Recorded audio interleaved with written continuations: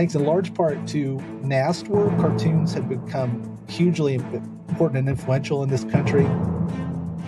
Welcome to Journalism History, a podcast that rips out the pages of your history books to re-examine the stories you thought you knew, and the ones you were never told. I'm Terry Finneman, and I research media coverage of women in politics.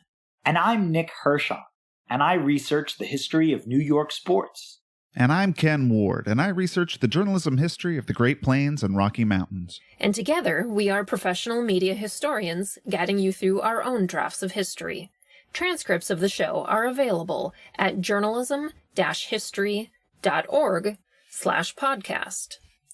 This episode is sponsored by Taylor and Francis, the publisher of our academic journal, Journalism History.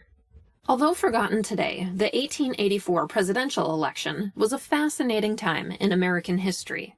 As Republican James Blaine ran against Democrat Grover Cleveland, the Republican Party splintered, with many unable to support Blaine. What makes this time so interesting for journalism history was the prominence and influence of political cartoons, which we'll be talking about today with two guests who both studied the role of cartoons in the 1884 election.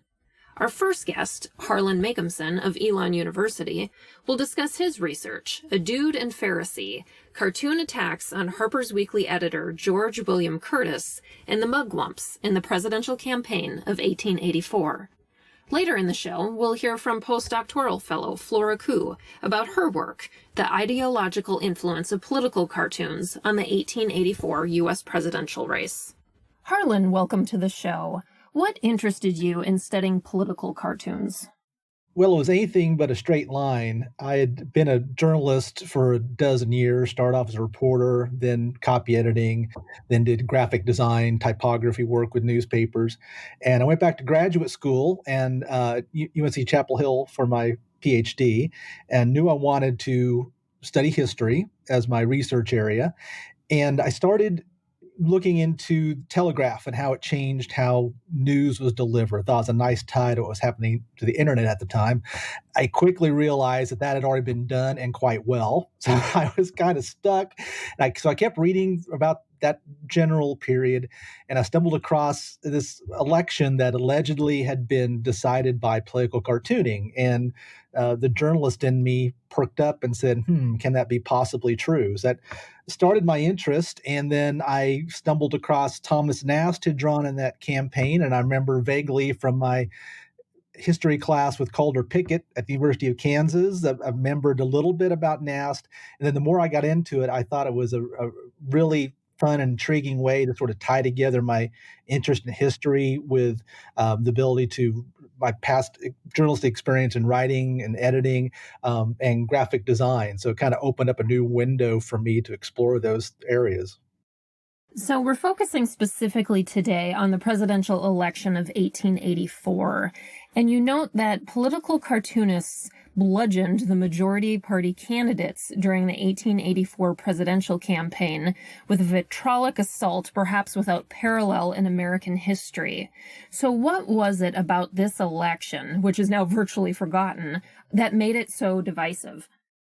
One of the things that was most notable is that it was so personally, the vitriol was so personal and about personal character. Now, on the Republican side, you had James Blaine, who was former Speaker of the House, former U.S. Senator, former Secretary of State, so quite a resume, but always tinged with scandal. Most notably, back in 1876, it had emerged allegations that he was benefiting improperly from the railroads, getting them good deals and getting kickbacks, in essence. And some letters emerged in 1876. A clerk named Mulligan saved some letters that he thought was incriminating, and one of the letters was written, "Burn this letter," allegedly in Blaine's handwriting. Blaine escaped the worst of it in 1876. He had managed to get a hold of the letters himself, read excerpts in Congress, refused to release them. He became ill later that year, so any serious follow-up on that in 1876 was blunted, but more of those letters popped up in 1884 when Blaine became the nominee, and that was just one of several other instances where Blaine was accused of financial misdeeds while in office. So that stuck with him, and so a lot of the not only cartoon coverage, but coverage of the campaign focused on Blaine and his alleged sticky hands, if you will, in terms of financial misdoings. On the flip side, Democrats, you had Grover Cleveland, who was the governor of New York and had got the moniker Grover the Good because he had taken on corruption in New York state politics. He had taken on the Tammany Hall Democratic machine in New York City, but that was put into dispute when it emerged that a decade earlier he had had an affair and fathered a child out of wedlock with a woman named Maria Halpin. And this has been whispered for years, but it became a big issue in the press later in the campaign. Maria Halpin actually did interviews toward the end of the campaign, not only talking about the child out of wedlock, but that Grover Cleveland had forced himself upon her. So this had both these scandals, both of these candidates had moral misgivings by the public, and so this manifested itself in both press coverage and that of political cartoonists at the time. So it was just intensely personal in the way some saw these candidates as being unfit for office. And how much influence did political cartoons have during this time? They were hugely influential, and thanks in large part to Thomas Nast, who I mentioned earlier, who had started drawing for Harper's Weekly back during the Civil War. But he also later went on to develop the symbols for the donkey and the elephant for the two political parties. Our depiction of Santa Claus, the United States, was a Nast creation. Nast became most famous in mid 1870s when he took on Boss Tweed, who was the Democratic political boss in New York City. And in fact, Boss Tweed was alleged to have said that he didn't mind as much all the other reporting about his alleged corruption, but them damn pictures, in his words, by Nast made it stick in his mind to the public. Another story, maybe apocryphal, maybe not, when Tweed had escaped overseas, that the customs officials had recognized Tweed from Nast cartoons and had captured him and brought him back to the United States to serve his sentence. So thanks in large part to Nast work, cartoons had become hugely important and influential in this country. What's also interesting about 1884 is this is really Nast's last campaign. He had left Harper's for a year or so before, and so his time was kind of ending, but a new kind of cartooning was just on the horizon, which makes it a really interesting time to study. You discussed comic weeklies. So what were those and what were their purpose? Yeah, you might think of them as something like a Gilded Age, Mad Magazine, or National Lampoon, or if you want to go cross media here, maybe had a similar role as what we think of as the Daily Show today. Puck was the most influential of these type publications. It started off as a German language publication in the early 1870s by an immigrant named Joseph Kepler. By 1876, it became a English language magazine. It was remarkable in a couple of ways. First was technological. Kepler had perfected the color lithography process for mass publications. So Puck each week had a vivid color cartoon on the front and the back, and also a double page spread in the middle. Actually, later on, Kepler in the World's Fair in the 1890s had demonstrated his lithography technique during that event. So from a technological standpoint, Puck was hugely important. It was also the first successful publication in this country to focus primarily on political and social satire. And Puck wasn't necessarily attached to it wasn't a party organ, as had been the case earlier in the century, but it was generally for reform in the government. So clearly they were not going to go for James Blaine, given his record in terms of political corruption. And it skewered Blaine as a tattooed man. Maybe the most famous cartoons of the campaign were the names of the alleged Blaine scandals were tattooed all over Blaine's body. I think there were 22, 23 such cartoons. And as is the case with media history, a lot of times, if something is successful, it's repeated. So a number of competitors to Puck started to emerge in the mid 1880s. The most successful was The Judge, which was started by people who had left Puck magazine a couple years earlier. And The Judge had kind of had an uneven editorial stance over the years.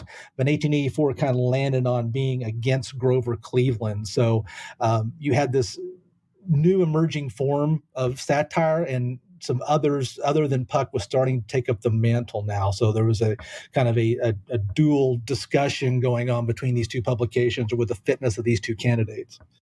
Yeah, so let's talk about the candidates in more depth here. It's interesting to note that in 1884, the Republican Party fractured and had many who couldn't support James Blaine for president and instead supported Grover Cleveland. Your paper focuses on the immense backlash to this, with Republicans turning on their fellow Republicans, and this independent group was called the Mugwumps. So tell us why that name and what the Mugwumps were about. Well, what they were about first, they were largely wealthy, well-educated New York, New England Protestants, and they had a couple of concerns. One was cultural. They felt the need to have to lift up, so to speak, the standards for the working class. That was one of their interests. Second, politically, they were very much against machine politics that had merged in many of the cities. And they're really outspoken about political patronage. They're against this idea that you should put your cronies into positions in government, and that should be instead on the merits of the individuals to fill the jobs they were supposed to do. So Blaine, on the Republican side, Blaine had during his career had given some lip service to civil service reform. He's kind of lukewarm about it. But those financial problems we had talked about earlier, that made him completely unacceptable to the Mugwumps. And so they bolted the party at the convention. For the name Mugwump, a couple stories. One, that is an Algonquin word meaning important person, and that was meant as a sort of a backhanded kind of way, implying they were sort of sanctimonious and holier than thou. Alternative use emerged during this campaign, though, that mugwump meant was somebody that was on the fence. Their mug was on one side and their wump was on the other. So I'll let you decide which one. Let you decide which one is more likely. One of the most targeted figures in the presidential election of 1884 was actually Harper's Weekly editor George Curtis, who pulled support from Republicans, prompting attacks from pro-GOP cartoonists. So why was Curtis deemed such an important figure to target? Well, a couple reasons. One, he had been involved in the founding of the Republican Party back in the 1850s. So this was like one of the originals who was leaving the fold, so to speak. So that of itself would have been cause for concern. I think more importantly, Harper's Weekly had played such a role in defining what it meant to be a Republican, especially the Civil War and afterward. The publication was a staunch supporter of Lincoln throughout the Civil War, strongly supported Ulysses S. Grant in both his bids for president. And Curtis even served as a chair of a commission on civil service reform that Grant had founded during his first term. But also, Harper's was the most successful and widely circulated political news periodical of its time. So clearly, Republicans staying in the fold were concerned about the effect this would have. If Harper's had turned against the Republican Party, this certainly would mean that a number of the people aligned with Curtis would also be leaving as well. So it was a great concern to the election prospects of the Republicans in this campaign. The heart of your paper is how Republicans back then were equating lack of party loyalty with lack of male characteristics. So give us some of the cultural context of what was going on at the time for why this was a target. Yeah, you get a little sense of some of the vitriol of this campaign. The Judge magazine during when the Mugwumps had left bolted during the convention, defined the Mugwumps as, quote, spoiled children or semi-imbecile old women. So you sort of get a sense of the tenor here. And some of this, you see as sort of sadly typical insult, but it goes a little deeper than that, I think, as a number of scholars have indicated. This idea of what is it to be a man in this period was going under a lot of changes here. And this is kind of the first time they argue that manliness was defined as being in opposition or being what is not feminine in society. In part, this is a reaction to women becoming a little more assertive, and in part, the abolitionist movement scared a number of men, and a lot of this response was misogynistic, sadly, as you can imagine. But there was a second reaction that men had lost their way after the Civil War and just needed to redefine themselves in a much more rugged and, shall we say, testosterone-filled manner. And the Mugwumps were genteel. The way their mannerisms and the way they conducted themselves to many seemed like this did not fit the more rugged style that some thought men should be moving toward in this period of time. The way they dressed, the way they handled themselves also bore some resemblance to the dude or the dandy at the time, which were these young, well-to-do Eastern males that were very concerned about fashion and the way they looked, probably not that interested in fields that would have a lot of manual labor involved in it. Again, kind of against this idea of what ruggedness should be for men in this period of time. So it was not a large leap for publications to try to lump in the mugwumps with the dudes and the dandies in the city at the time. And in the press and popular culture, the dude was often seen as being sexually ambiguous at best. So again, you see a lot of writing and a lot of cartoons at the time try to lump the two together, mugwumps in with the dude and dandy at the time. So it was interesting to do this research and realize there was a lot more going on in terms of defining what a man was going to be as we neared the end of this 19th century. Yeah, so going off of that, expand a little bit and how these accusations of lack of manliness played out in these political cartoons. Yeah, you see a number of interesting ties here. So you see some biblical reference. One cartoon in particular where Curtis was Eve tempting Adam as an independent voter, and the apple was made to look like Grover Cleveland's face. Kind of interesting. Another one you see George William Curtis dressed as a frumpy housewife and offering independent scraps to a Democratic cat. You see a lot of reference to Miss Nancy, which had been a term of derision toward males who were seen as being effeminate, dating back decades before this. So often you would see George William Curtis dressed in women's clothes.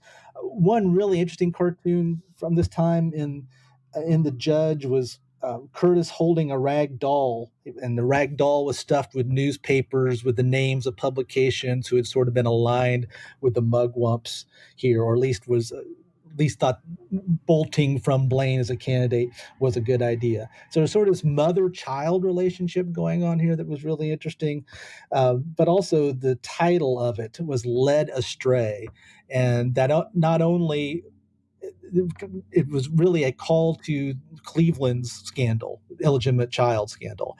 And so Led Astray was not only reminding people of the Grover Cleveland child scandal, but also gave the idea that Curtis was weak, that a real man would not have been taken under by the idea of Cleveland being a true reform, much as Maria Halpin, it was alleged, had been taken in by the lecherous Grover Cleveland. So it's interesting. Some of these cartoons are weaving, and there was some that Curtis had some level of power here, but ultimately was weak for having not stuck with the Republican ticket. What were your main takeaways about the role of cartoons in the 1884 election? Well, several things. One, I became convinced you can't say cartoons decided the election. So that initial journalist in me, there's just no way to know. And as 20th century scholarship showed us, political cartoons are much more likely to resonate with people who agree with the idea, or your own personal biases, your own personal choices here are much more likely to determine how you're going to see a cartoon. But there's no doubt that cartoons influenced what the criteria were going to be for how we were going to select a president in 1884. The Judge pushed forward this narrative about Cleveland being this lecherous bachelor that was not worthy of the office. Again, you saw this in other articles and other publications as well. But the judge was successful in sort of bringing this more into the public light as well. Moving on, James Blaine, after Puck started its series portraying him as the tattooed man, you would see the word tattooed pop up in other publications and newspapers, including the New York Times. So it was clear that there was something that we would later call agenda setting in the 20th century going on here, that they were at minimum setting the tone for what was going to be important in this campaign. And lastly, daily newspaper publishers, you could tell they started to see the value of the cartoon and its ability to at least get readers, get eyeballs here. Most notably, Joseph Pulitzer, who had just purchased the New York World a year previous, toward the end of the campaign, ran a cartoon on the front page that covered about the top half of the page, showing Blaine having dinner, which is actual dinner with millionaires in New York City. But at the bottom of this cartoon was a poor couple begging for scraps at the end of the table. So, and that cartoon went on to be republished and also placed on billboards across New York City. So it was clear that, again, we can't say that it changed any votes in the election, but it was clearly influential in setting what was going to be important, what were going to be the criteria for deciding who was going to be the next president. We usually ask our guests at the end of the episode to answer why journalism history matters, but I'm instead going to ask you today, why does political cartoon history matter? I think it opens up a window to what a culture finds important at a particular moment in time. I think one thing cartoonists try to do is make sense of a candidate or a policy or a particular scandal. And most often to do that, they have to draw from something that resonates with the public. So that can be art, that can be literature, that can be popular culture. But it opens up a different way of viewing what a society in particular found important at that individual time. And then in part, it's interesting to see then how that is put upon whatever the candidate that's running or whatever the issue at heart. How are they making those connections between them? And I don't think you get that necessarily from editorials or from news coverage. I think it opens up a different window of how cartoonists saw the world going on around them at the time and what people at the time found interesting and important and notable. All right. Well, thanks so much for joining us today. Thanks for having me. I appreciate it.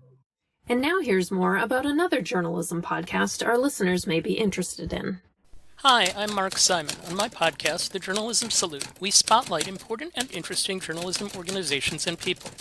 The goal of our show is to introduce you to different perspectives and different careers in the field. We talk to reporters, editors, publishers, and professors. There are so many great groups to learn about. We're also here to show you that journalists are not the enemy of the people. That's the Journalism Salute, available wherever you get your podcasts. We now move on to our next guest, Flora Koo, discussing the ideological influence of political cartoons on the 1884 U.S. presidential race. Flora, welcome to the show. What interested you in political cartoons? Well, I like the sense of humor it has with regards to the way it illustrates serious political topics such as elections. It really makes you think deeper about the subject matter. The cartoons, the way they put across a very serious subject and the way it makes you laugh about it. So that was what intrigued me about like the cartoons Thomas Nast and Pulp magazine had. And that's why I went and did the study. So why did you focus on the election of 1884 specifically? It was the first and only time a Democratic presidential candidate won the highest office since the Civil War. That was why I chose 1884. And how much influence did political cartoons have during this time? It has some influence. Political cartoons was a way to educate the public about the elections, and this could be seen in Harper's Weekly and Pulp magazine. And 19th century cartoons tend to have a political focus. For instance, some of the newspapers during that period of time, they used illustrations to depict the threat to American security, such as British colonialism. So it didn't necessarily portray always, all the time, the personal interests of the cartoonist. And David Spencer once described it as a vehicle of persuasion as any contemporary television commercial. So you look at the work of famous cartoonist Thomas Nast. Tell us more about him. He was known as the father of modern-day political cartoons. He was born in Germany in 1840. He migrated to the US before he was 10 years old. He had an exceptional talent for drawing. He started at Frank Leslie's Illustrated News, and he moved on to Harper's Weekly.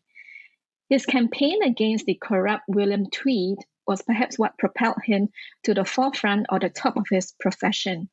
It was the Tweed cartoons that made Nast a celebrity. So let's talk a little bit more about some of the cartoons that you looked at. Tell us about some of your findings. When he determined that he could not support Blaine, who was corrupt, he decided to support the Democratic candidate Cleveland. And he drew several cartoons that depicted Blaine as corrupt and Cleveland as having a very clean record. And he deliberately did this sharp contrast between the two men, the portrayal of the two men. For example, he drew Cleveland as regal, stately, and he put him on the front cover of Harper's Weekly when he won the Democratic nomination. In the same issue of Harper's Weekly, he depicted Blaine as the plume knight, and he drew these 3 plume feathers in Blaine's top hat and make him look silly and ridiculous. And the feather in itself is a visual element to show the controversial nature of Blaine's character. And he, besides the drawing, he added a little poster on the wall. For Blaine, he wrote there, "We dislike him most for the friends that he made." For Cleveland's cartoon, he put the, "We love him for the enemies he made." So you have another section in your paper called The Chinese Question. Give us some context on that and what you found. There were some anti-Chinese sentiments in the years leading to 1884, and the Chinese were often described as coolies, slaves, paupers, and rat eaters. So these terms were pretty much stereotypes, and they emphasized them as the outgroup. So the Chinese, along with the African Americans and Native Americans, were not allowed to vote. The Chinese Exclusion Act was signed into law in 1882 by President Chester Arthur, which prohibited the immigration of Chinese laborers, especially in California. It was against such a backdrop that Wong Kah-chung wrote that letter. And in that letter, you could sense that he was very, very frustrated with the entire situation. And so tell us a little bit more about the cartoons.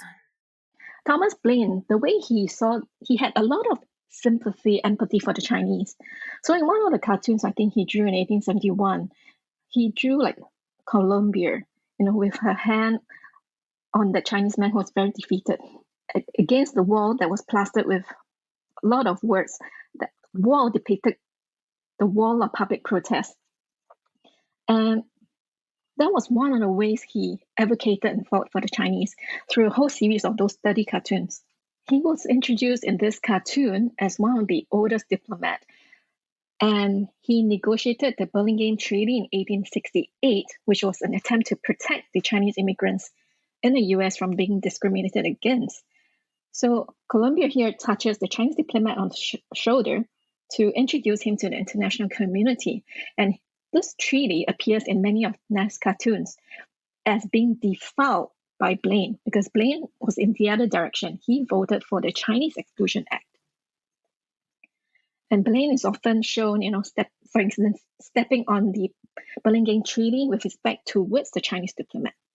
So he rejects the spirit of that treaty. And Nast's cartoons showed what the power of cultural representation of the Chinese question in contrast to Blaine's position was. You have another section of your paper called The Tattooed Man. So what did you find related to that? Tell us more about that.